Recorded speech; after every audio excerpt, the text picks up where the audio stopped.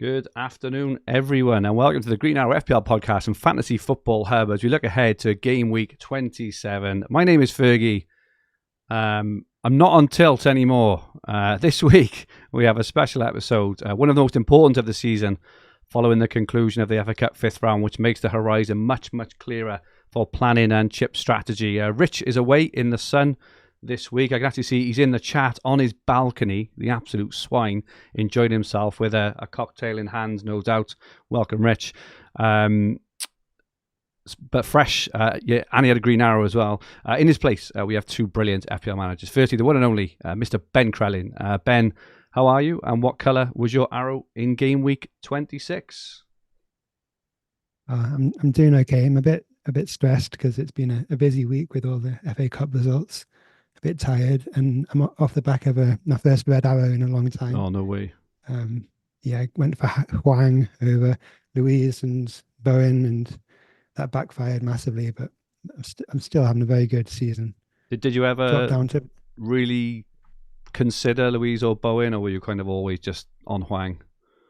I considered it, but I thought I'll go for Huang because the likelihood is that there'll be one upset this week that helps me for game week 29. Yeah. But what's happened is there's been no upsets that have caused, no upsets that help me, and Huang's got injured, so it's not worked out well. 52 minus 4, doubled in rank by the look of it, but still an incredible season, Ben, ranked at 1,920. You're still after your first top 1k finish, and you've had so many close calls, haven't you?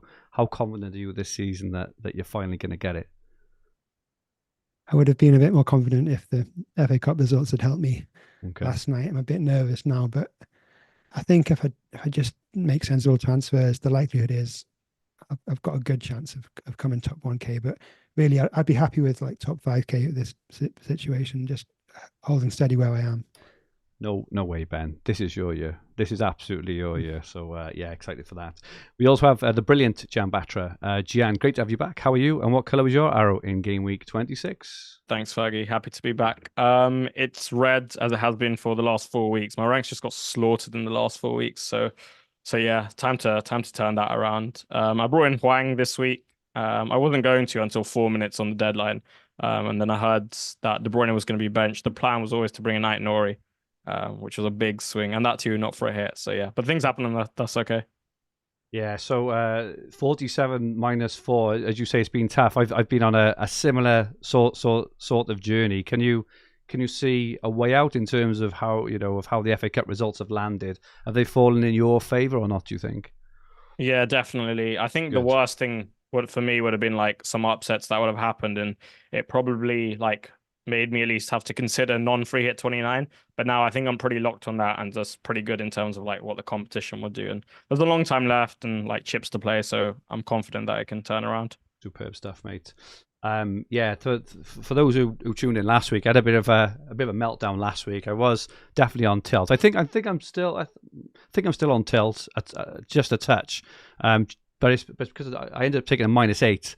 An emergency -8 last week, the De Bruyne news. You know when you want something to be true, so you can go rogue. And I was waiting for the De Bruyne news, and I ended up doing it because I didn't have Saka and Watkins the last 2 weeks, which absolutely killed me. So I got them back, obviously as a priority. But I wanted Huang in, so I did De Bruyne to Huang.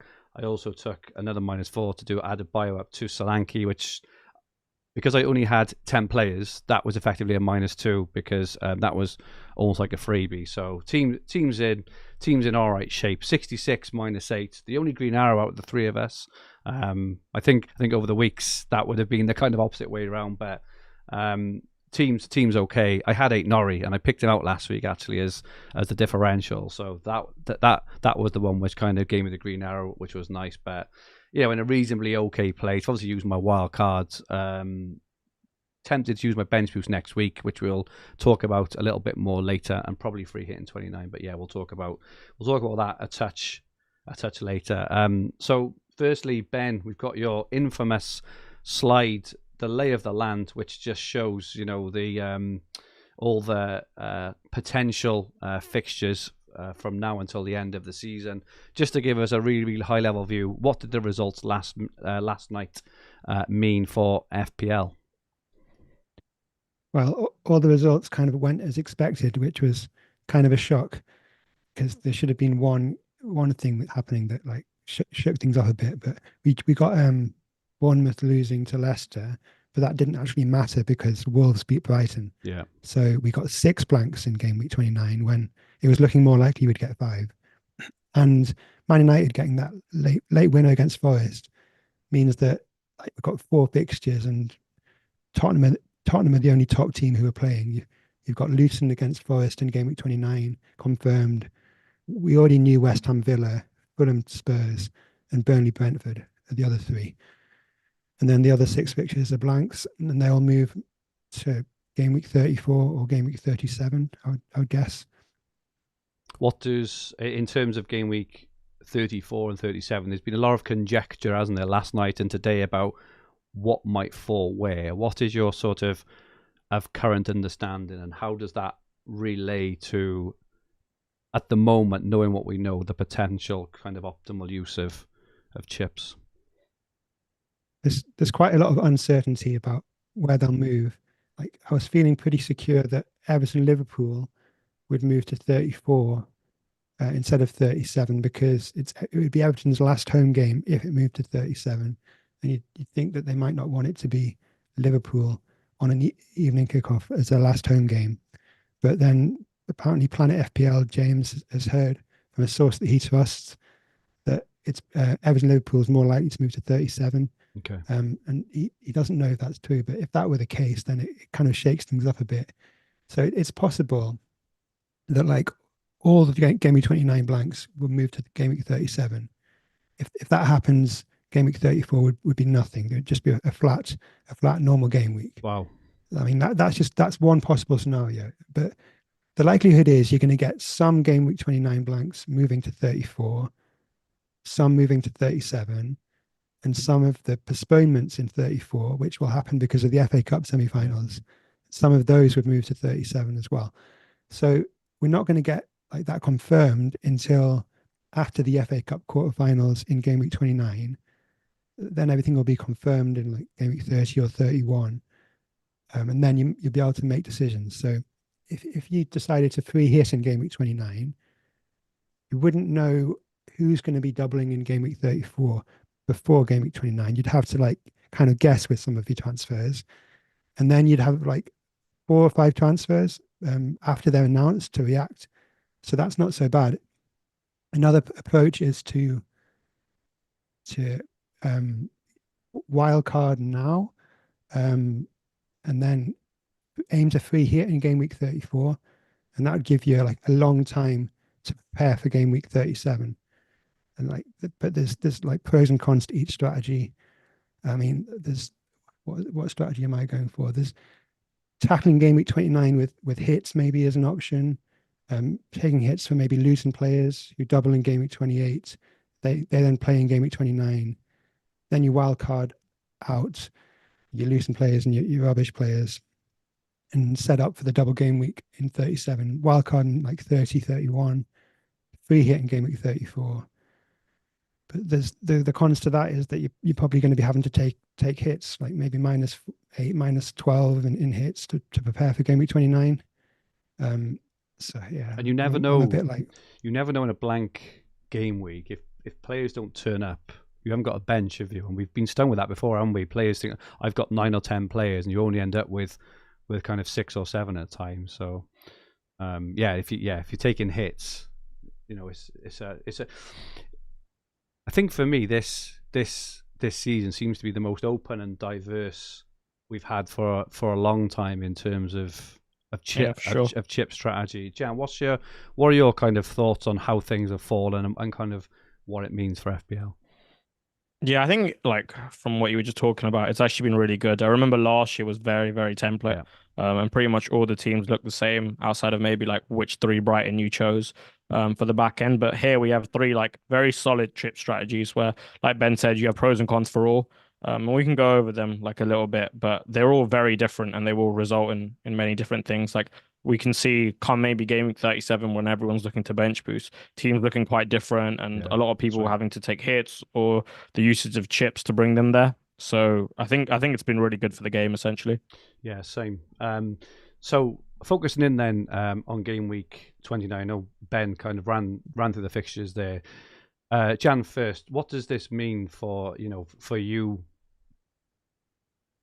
sort of personally and for the wider game in terms of I think to me just at high, I'm looking at 29 a bit differently from others, obviously, because I've used my wildcard, right? But it looks like a lot more free hits I think will be used, and I think that there'll be a lot of people saying I'm not going to use it, but when it gets to it and they look at their team and they've got 6 or 7 players and 2 of them are from Luton, I think, when like Spurs have got Fulham and there's kind of Ivan Toney and people like Bowen and Watkins, I think that quite a few people will hit it anyway. What do you think, and how do you think it kind of affects general sort of strategies?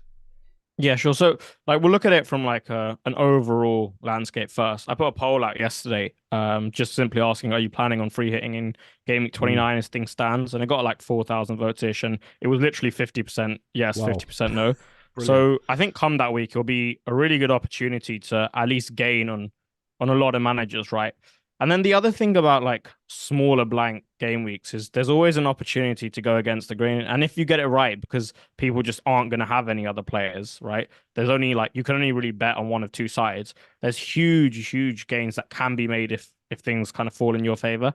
So for example, like Luton, Nottingham Forest, a lot of what I'm seeing on the timeline is like Doughty, Kaminsky, Morris, right? As an example. But there's no reason like Forest can't go there and beat him and get a result. So like maybe you go like Elanga and Morgan Gibbs-White, right? Because the Forest front four have looked pretty decent, like between Gibbs-White, Elanga, Adoy, and Taiwo. So I think that's like an opportunity there.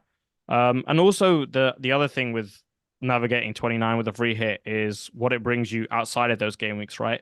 I won't have to take hits, for example, for Luton assets in game week 28 if I so wish to avoid them for that double. I can retain my Arsenal assets. That's another thing, and like I can kind of just keep them for a bit. Obviously, in game week 30, it's not super ideal because they've got City, but I guess you can kind of cross that bridge when you come to it or plan beforehand.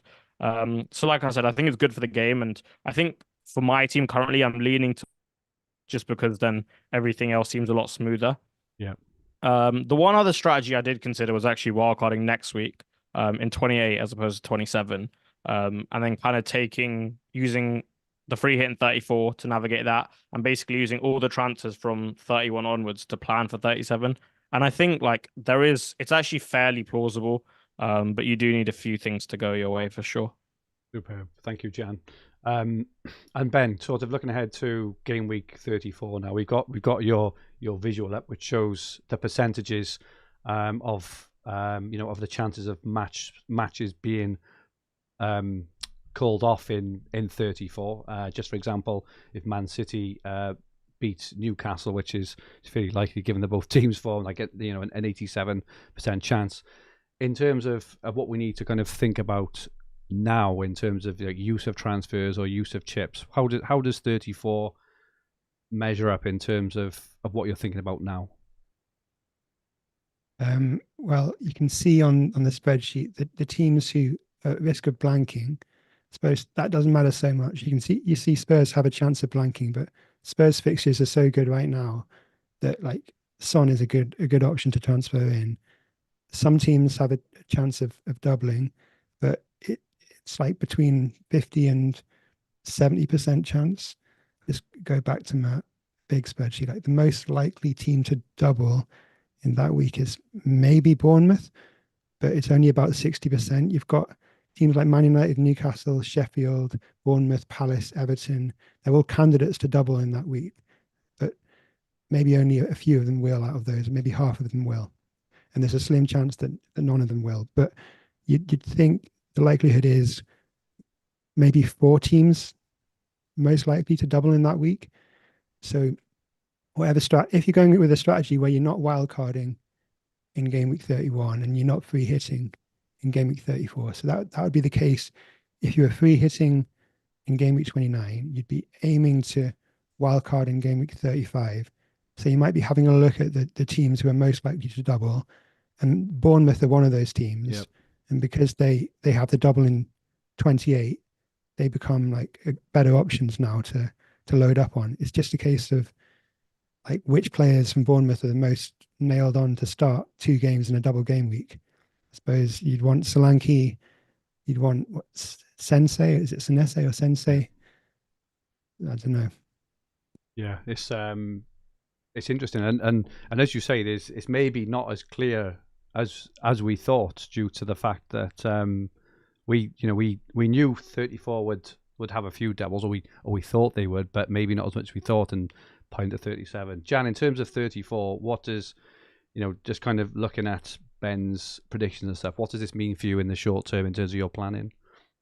Yeah, so one thing that instantly stood out to me that I liked and I checked is that the Crystal Palace double, and that the fact that both games would be at home.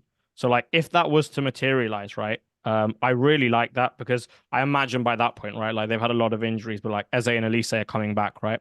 Both are very accessible in terms of price points. And I think both of those games, especially with like Palace having a new manager, and I imagine like they'll play some form of a more attacking style, especially with the talent they've got at their disposal. Like between Elise, Ayew, who I think is a bit underrated, and Eze, and then like Mateta up top, I think there's certainly goals there. So transitioning into that like double Palace midfield for that week shouldn't be too difficult, right? And if I need to take a hit, so be it. And I think maybe like doubling up there, and I'll probably have a few doublers anyway, from that week. Like just given how my squad's structured, I think it could be relatively simple to blank, like relatively speaking. And then thus allowing me to use the wild card for like a monster bench boost afterwards. Wow, okay. And looking ahead to double game week 37, obviously, we don't know an awful lot about this now, but Jian, looking at kind of what we do know again, what does it mean for you? The potential fixtures in there. What does it mean for you? How are you thinking kind of about the game over the next week or two now? Yeah, so if we want to look at it both ways, one of the reasons I probably want to hold on to that wild card is, let's take someone like Wolves, right? Their assets are really cheap. And if I were to wild card in 35, that would allow me to have the big hitters of like Salah and Haaland, and maybe I wanted to have another premium, right? The other thing is Chelsea, obviously, as Ben's put here, could potentially have like a triple game week, right, Ben? If I'm no. If you look, it says in 37, all the percentages add up to 100. So it's like saying they're guaranteed to double in that week. Okay. The thing down at the bottom of the spreadsheet, I don't know if you can see it, is one of Chelsea's blanks is fairly likely to move to 35 or 37.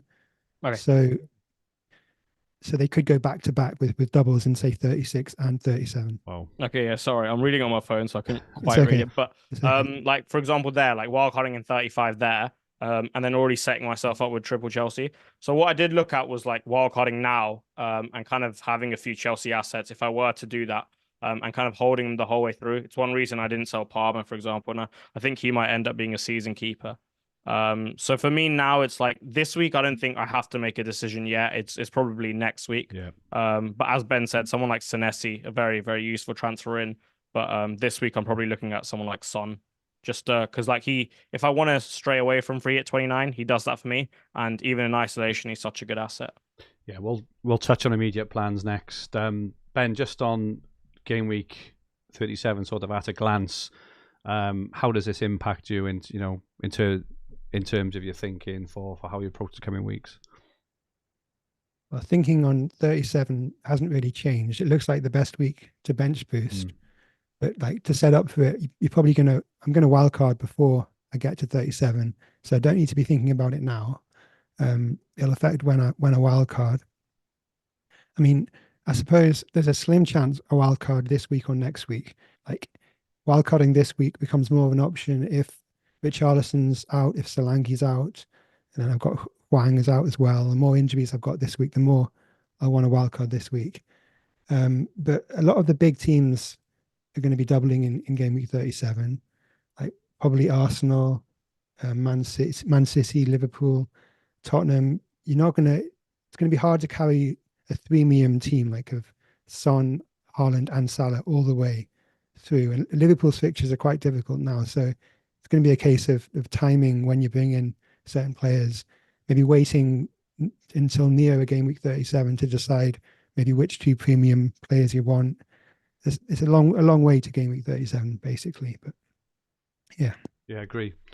Are we in danger at all of kind of trying to look ahead a bit too much to optimize the chips, but kind of missing out on things in front of us? I ask that as a general sort of question, but probably Ben, you and I are the complete ends of the spectrum here in terms of I very much tend to look kind of points in front of me, let's get them, whereas you kind of plan out for the whole season, try to and get the best optimized phase of the season, don't you? But are there any risks to just for example, not playing a free hit in 29 and kind of wildcard later to smash a bench boost when things like if Man City go into the Champions League final or there could be unforeseen injuries and stuff? Is there any risk of that? Or yeah, there's a risk of it all going wrong. I think last year I delayed using my chips, and then there weren't as many big teams blanking. The blanks and double game weeks were smaller than expected last year, and so saving the chips didn't work out well. But this year we know that there's 6 postponed fixtures in game week 29, so we know that there's going to be doubles later at some point. But like in the immediate, like going for Son as a transfer in, that works with all strategies. So it's like trying to weigh up transfers. If you want to delay your chip decisions until like next week, for example, then just go for a transfer this week that kind of suits all of those strategies. Yeah, really good advice. What about yourself, Jian? In terms of that risk, are you kind of trying to look at what's in front of you more, or trying to smash the double game weeks at the end of the season? Yeah, I think I'm trying to take a balanced approach. I'm probably a bit more like currently towards the planning side and making sure I'm set up well for the long term. But as you mentioned, there's definitely the risk of like missing out on short-term gains and missing out on considerable gains, right? For example, the only other player I was looking at apart from Huang was Jordan Ayew, right? But I almost discounted that idea once I was like, okay, how can I justify bringing in the Palace mid? Because he didn't play in 29, was it? And that's the only exactly reason. Right. So I was exactly. So I was like, okay, I can't do this. But I really would have liked to, and it's almost just weighing that up, like when to time that aggression, and take a bit of a risk. And I think now, like, if you want to take a risk, you've probably got to be a bit more sure than you were at the start of the season, right? When it's just single after single after single, and there's no real implications apart from a -4.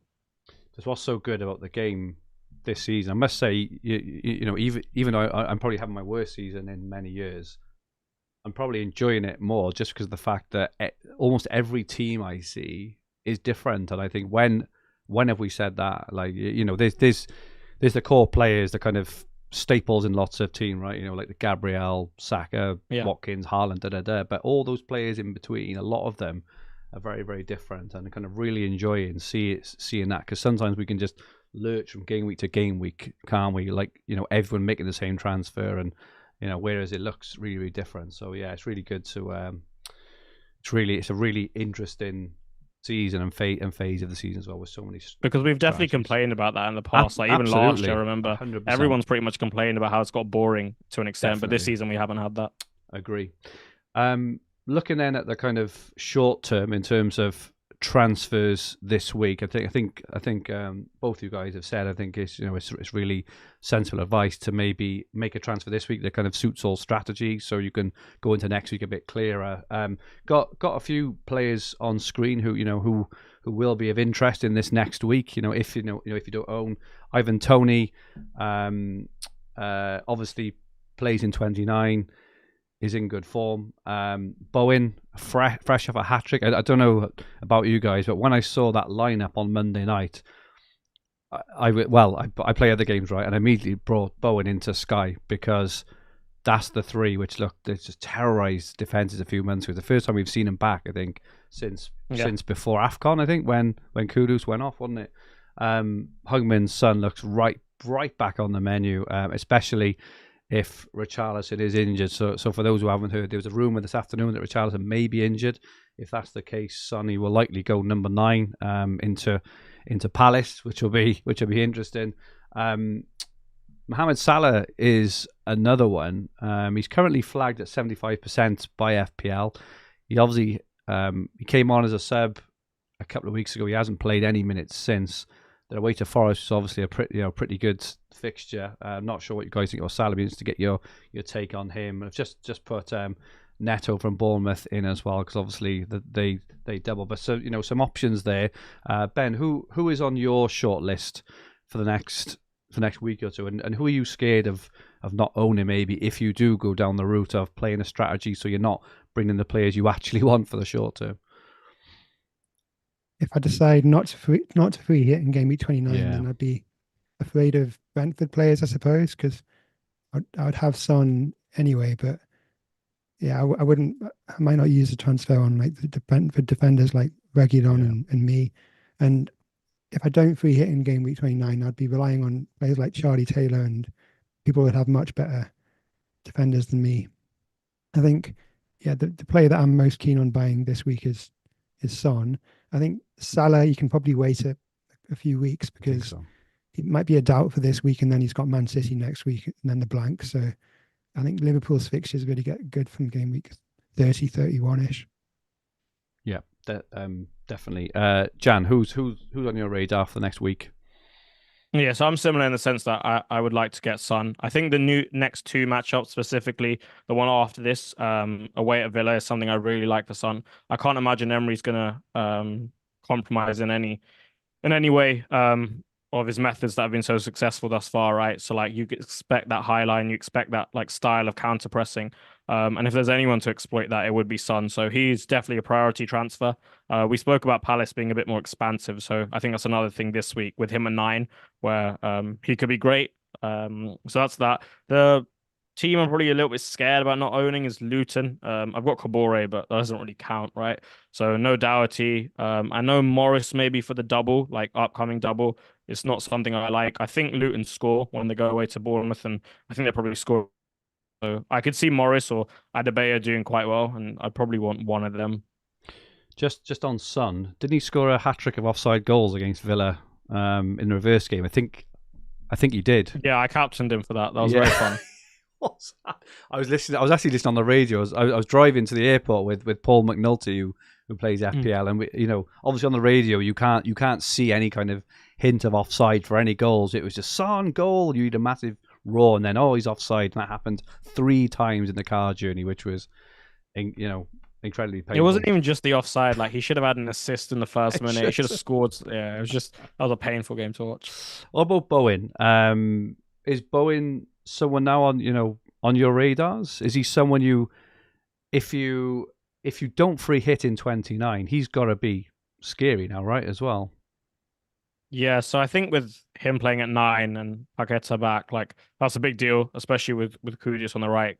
They've got their more secure structure, right? And they're just a better team with all of them back. So yeah, he's definitely an option. It's just about how can you shoehorn him in? For example, let's take the guys who still have Palmer. You're not going to be selling him really. I guess it's strategy dependent, but there's a lot who kind of just, including myself, who are just trying to keep him the whole way out. You've got Saka. We're going to have Son. So it's can we fit him in whilst facilitating double gaming 28, Solanke, Tony? So yeah, I think in isolation, he's definitely a good asset again. But it's more so getting him in, I think, is a little bit trickier than it looks. Ben, we often have the question around sort of how many players is the minimum number of players before before you use a free hit. I know that's a very generic question, and I think we should just kind of caveat and say everything is team dependent here, right? Just through to the diversities of the players and strategies at play. But is there a number you're thinking that if someone's got like 4 players? Are you just thinking you just have to free hit? Because there are options, right? Even though they're not Man City, Liverpool, there are decent options still. What do you think? Yeah, well, I've got 5 in my team currently. I've got no Luton players and only Solanke from Bournemouth. So I'm on the borderline, I think, with 5. If you've got 4, then I think you're in the free hit territory. And if you've got 5 or more, then you don't. If you've got 6 or more, you don't need to free hit. Okay, well, I suppose it depends a bit on your number of Luton players you have in your team already. if you already have 2 Luton players, then you can't be taking hits for Luton players, and so the hits become less useful. But in my scenario, I've got no Luton players. I could take a -8 for 2 Luton players next week if I'm not going to free hits, and then that hit pays off because they have 3 fixtures across those two weeks, where some teams only have 1 fixture. Yep. All makes sense. What about yourself, Jian? Would you play with 6 players? No, I think 6 is a bit short. All it really takes is one thing to go wrong, and I think you're in really big trouble. For example, like let's say you have 6 players, right? And I don't know, you go very hard on Villa, which is like a very plausible scenario, right? Like a lot of people would just go, I don't know, Konsa, Watkins, Douglas Luiz, and that's how they'll set up. All it takes is like West Ham are at home as well with players back, and if they win and that half your squad gets nothing, then I think you're in real trouble there. So I think 6 is a little bit too short, personally. Yep, makes sense. Yeah, I was saying about how many you have in your team right now. So like if you've got 6 in your team right now, you can add another 3, get to 9 without hits. Like if I've got 5 right now in my team, so I'll be getting to 8 without hits by game week 29. I think that's borderline 8 with just free transfers. If you can only get to 7 or 6 with free transfers, then you're thinking probably free hitting in that week. I think if you can only get to 6, then I'd definitely free hit. 7 is where I think that's like I might just take a gamble. If I have 7, then I maybe take a hit for the 8th, and I just don't back one of the popular teams, right? Like I don't back a Villa, or I don't back a Luton, but I guess you'd have them for the double. I think that's anything below that, I'd free hit. Anything above that, I'd leave it. In terms of the balance of, this is the last sort of question on the free hit, and 29 and 34. But do we think that with what we know currently, that free hitting in 29 and then building your team up organically or wildcard in towards building up for 34 and then 37 would deliver more points for the next 5 game weeks than the other way around? So just for example, if you just kind of muddle through game week 29, do you think that the benefit in 34 free hits will outweigh it? Because I must say, I'm tied in, right? So maybe I'm slightly biased, but I think that the potential doublers in 34 are more popular teams that people will have anyway. And so I'm kind of the mind that 29, especially since a lot of the players will be differential players, purely due to the fact that no one's got them, because the kind of teams they are would potentially deliver more benefit than using in 34. Jian, what do you think about that?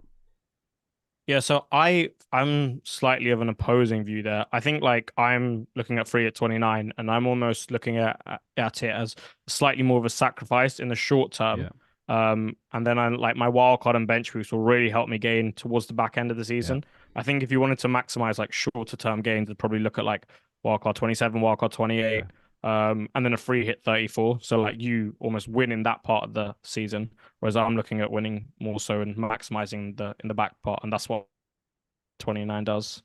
Okay, cool. And Ben, yourself there, but actually, can I just ask you, Ben, what would have to be true for you to wildcard before game week 29? Is it just injuries? I think so. Yeah, and there's like Brighton playing Roma next week could influence my thinking a bit. If Roma win heavily and it looks like Brighton are going to get knocked out, then it changes the picture slightly. I think it means that Brighton Chelsea might move to game week 36 instead of Chelsea Tottenham. But that's just a small thing. Yeah, like injuries this week, or maybe wildcard, and then but there could be other injuries next week, and yeah, but with the benefit of free hitting, it's team dependent, isn't it? It's like if you can already get to 7 or 8 players for 29, then you gain less from a free hit than someone who can get to 5 or 6. Just quickly catch up with the chat. Certain Adam Hopcroft is in the chat, says, first time viewer, question for Fergie, when are you wildcarding? Thanks for that, Adam. Miss you. Miss you like I miss acne. Home of FPL says, Jian Batra, your latest thread was very insightful. Andy T says, free hit 29 looks absolutely awful. We haven't got a draft for a free hit in 29. We think it's a bit early, but we'll definitely have one probably next week in the West half, and obviously certainly the week after. Stephen Ockpurna says, Ben Crellin in the house. And Lewis also says, Ben Crellin, what a rank, mate. Good work. James Hardin says, given teams doubling in double game week 34 will be different to 37, wouldn't it be possible to do free hit 29, dead end into double game week 34, wildcard 35, and bench boost 37 if you didn't want to save free hit for 34? That sounds like quite a sensible strategy there from James as well. Yeah, that's one of the three strategies that are the ones that look good. Like, none of them are terrible strategies out of the big three. You might think that free hit 29 looks awful, but it's okay actually. I mean, there's some, like, you can get triple Tottenham, you can get the best Tottenham, you can get triple Brentford. It's like, it helps you with things later on. Like Jian said, means you can wildcard in game week 35 and then have a better team for 37 than other people. So just weighing up every strategy. None of them are awful. You've got to look at it with a balanced approach. Looking at predicted points for the next 3 games, we've done 3, obviously not 4, because 29 kind of falls into this little phase of the season, and then a lot of people will be wildcard and got the break. Top player, unsurprisingly, predicted points for the next 3 game weeks. Heung-min Son, 19.4. He's going to be incredibly popular transfer thing, particularly if Richarlison is confirmed as injured. Ivan Toney is second, 17.1. Watkins third, 17. Richarlison is there. He's still fit. He hasn't been confirmed. So he's still up there, 16.7. Bowen, 16.2. For those who watched last week, Bowen was high in the list for predicted points for the next few weeks. And I actually questioned it. And I was like, has the algorithm got this right? And boom, unbelievable. Haaland up there, 15.9. Barkley, Solanke, Morris, obviously looking at the kind of doubles in 28.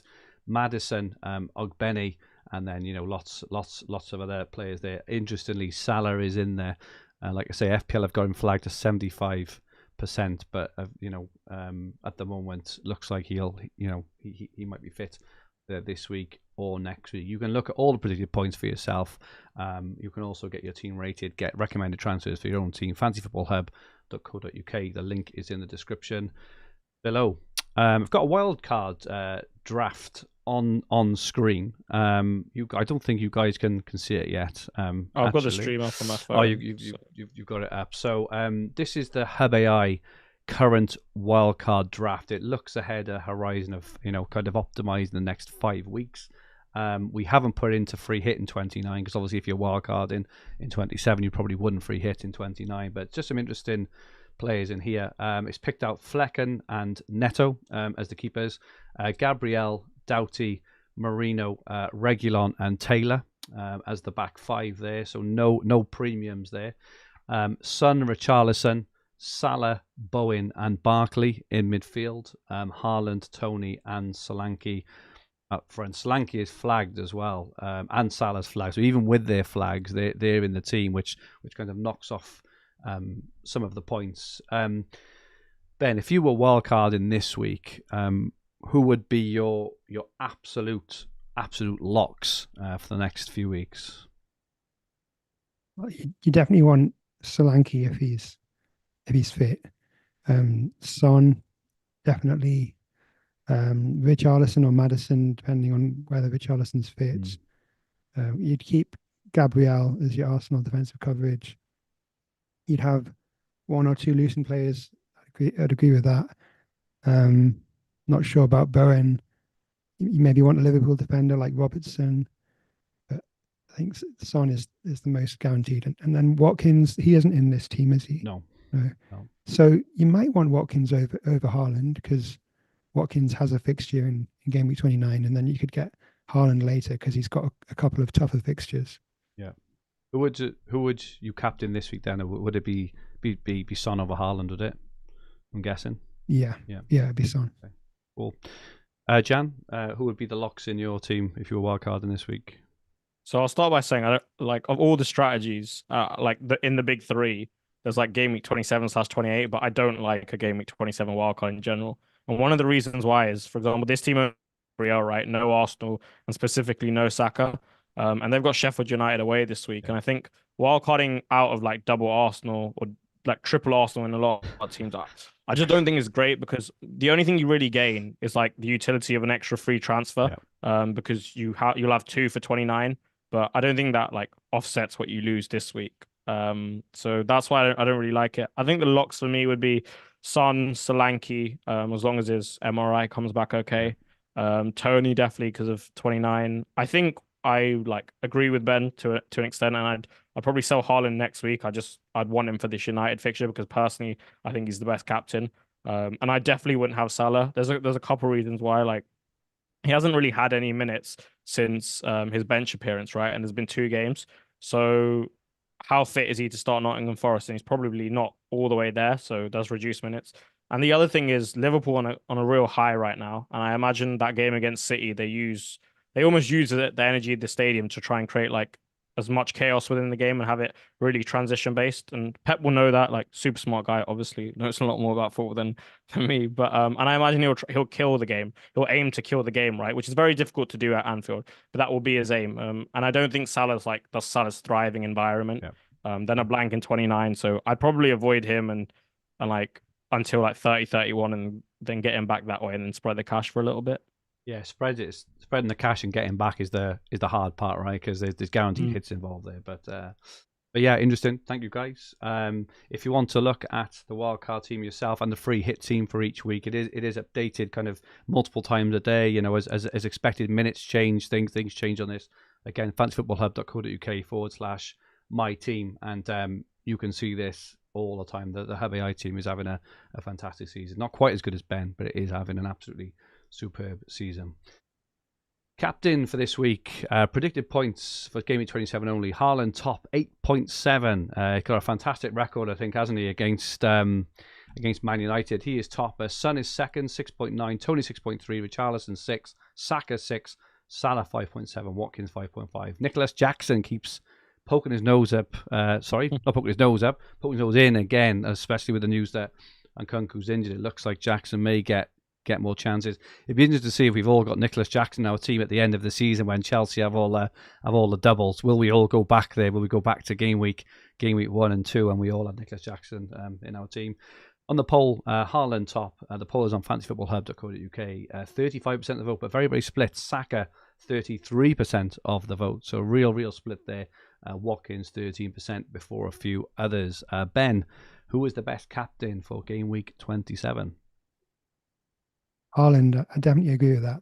There's a big gap between Haaland and Son on the predictions, and I'd definitely go with Haaland. It's not a week to back against him. And I said if you're wildcarding this week, you maybe don't go with Haaland, but yeah, that, like Jian said, that's one of the main reasons why wildcarding next week is better. Yeah, definitely. Jian, would you be on Haaland? Yes, I'm on Haaland. When I was writing my thread, I was far less bullish than I was originally. I think the one thing that like put me off is that like one thing Ten Hag's done decently well is he's gone to big sides or played against big sides and kind of shut up shop. He hasn't like pressed high and blocked low. He's been far more disciplined and like willingly submitted his methods in kind of respect to the opposition. And if he does that away at City, then like maybe they frustrate them, right? Because the one thing United do have is a lot of like transitional threat and like Bruno, Rashford, and Garnacho and Højlund, if Højlund's fit, but I don't think he will be. But still, the other three. And I think that kind of means that like you can almost sit in because you know you've got enough with those three to win you the game. Yep, fair. Fergie's a punt this week. Did pick out a Norrie last week. Lovely 12-pointer. He was sat in my team for my premature game week 24 wildcard. Something good which came of it eventually. But my punt for this week, he's 1.7% owned. He's very low owned. He's got 4 goals and 3 assists so far this season. If Solanke is injured, he could be a very, very good player to go to for the next week or two. Antoine Semenyo is a very good player, actually. I've watched Bournemouth a few times this season. This is obviously, well, I say only if he's injured. He played 90 minutes last week. He does get a lot of minutes, actually, Semenyo. And I only kind of know a lot of him because my son at the start of the season, he put 2 players in his team. He put in Destiny Udogie, who was a Spurs fan, I'm ashamed to say, I said, "Who the hell is that? What are you doing? Get him out of your team." And he's absolutely proven to be, a legend this year. And the other one he put in is Semenyo, and he's held him quite a lot this season. And he's come off the bench from a couple of times with a couple of goals. So he's a decent player. I think if Solanke is ruled out for a couple of weeks, given the fixtures, what is it? Away to Burnley, home to Sheffield United, home to Luton. I think whoever's playing in that front line, 4.5 million. He's had 39 shots this season, 19 on target, 25 shots in the box. He's a decent shout. And Bournemouth's fixtures after, we haven't really mentioned this yet, but after they blank in 29, they've got back-to-back home games, home to Everton, home to Palace as well. So, and they'll potentially double in 34. It looks like holding Bournemouth assets through could be decent. So just someone to keep an eye on if Solanke is injured. He could be the man he could be the differential. If Solanke's injured, I'll be bringing him in, I think. If he's ruled out for like a couple of weeks, he's definitely get the double. I'm bringing him in 100%. Ben, we've got your team on screen ahead of Game Week 27, as usual, packed full of really good players for this week and the coming weeks. What is your thinking on your own team and your transfer this week? Son in? I think it's just Hwang to Son, and then decide on my strategy next week. I could wildcard, or I could just continue to build without using a free hit in 29, or I could decide to free hit in 29. But either way, Son is the best option. I haven't really gone deep into thinking about my team yet this week. I've been too busy with fixtures and stuff, but I think the Son transfer is the one that covers all the bases if I want to delay my decision to next week on the chips. What if Solanke, Richarlison and Hwang are unavailable this weekend? Does that change your thinking? Possibly. I'd have to play Walker then, would I? Let's just have a look. I would bench Solanke. I would bench Richarlison. I would do Hwang to Son, and then I'd be starting Charlie Taylor, and I wouldn't want to be doing that. And then taking a hit this week would look stupid if I went on to wildcard next week. So if they're all ruled out, then maybe I do consider wildcarding. But I think either Solanke or Richarlison should be cleared. I'd be unlucky if they're both ruled out. I think so. Lots of cash in the bank, Ben, as well. 5.9 million in the bank, so you can basically do whatever you want, can't you? Yeah, good stuff. Your recommended transfer this week, obviously based on what we know at the moment, is to save. But the alternative option is Jian to Son. That is your alternative option on fantasyfootballhub.co.uk. So this is Ben's team on Fantasy Football Hub, my team app. You can get it yourself. Recommended transfers every single week. If you click on the top link below. Jian, we've got your team on screen. What is your thinking for this week? Yeah, so as boring as it is, my answer is the exact same as Ben to Son, and then decide on my strategy next week. I think I'm fortunate in the sense that I don't own Richarlison here, so even if both Hwang and Solanke are out, I can just go Hwang to Son and Ben Solanke, and I'll be fine. The main thing is that Udogie plays. If not, then I guess I'll have to have Estepinian off the bench for the third week in a row. Hopefully he starts. Yeah, don't say that. Hopefully he starts. But other than that, I guess pretty routine. Just don't have to really do anything else. But I do think it'll be Hwang to Son, because if he's playing at 9, then I want him regardless. I don't know who I'll drop though. If I bring him in and Solanke is fit, I'll have to figure that out.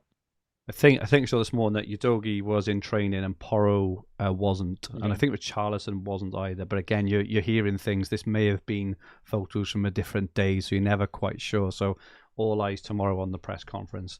Yours, interestedly, Jian, your recommended transfer, which is why I even looked at Salah in the first place. I haven't even looked at him, but Rashford to Salah was your recommended transfer this week. It doesn't like Rashford.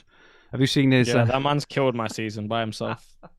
He's the lesser. I'm just not a fan. Did you see his? Did you see Ross Barkley walking around him a couple of weeks ago on that clip? Yeah. Pretty I think he's actually been okay though. I don't think he's been playing too bad, but from an FPL standpoint, yeah, definitely not great. Definitely not my best decision ever. How much does he earn a week? I don't know, probably 350-ish. Yeah, he should be doing a bit better than just okay, I think. But yeah.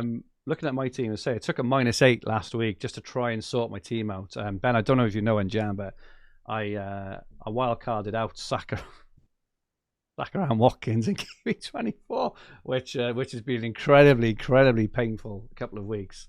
I've got the wrong team. I've got last week's team up. So this is incorrect. But I took a -8 last week. I brought in who did I bring in? Hwang, Solanke, Saka and Watkins. I've got the wrong team on screen, which is a real pain.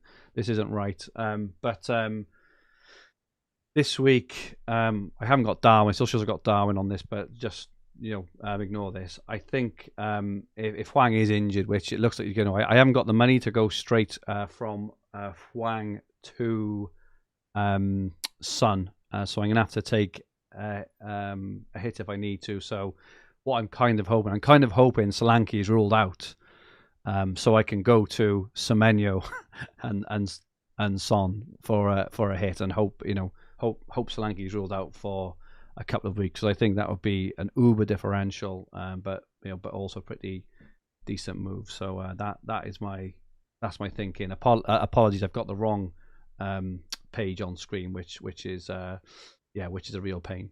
My recommended transfer this week, obviously because I can't afford Hwang, I actually suggest taking out Foden for Son, just because Son's expected points for the next few weeks are so high. Quite a bit higher than Foden's over the next 2 to 3 weeks. I don't think I'll be taking out Foden given the form of both Man United and Man City, but it keeps proving me wrong every single week with the recommendations. So maybe I should listen. Jason in the chat says there must be something wrong with the stream. Fergie is shown as having a green arrow. Thank you very much, Jason. And Monkey D Ben says, Fergie, did your wildcard break the spaffometer? It did indeed, Monkey D Ben. It wasn't the best. That is it from us for this week.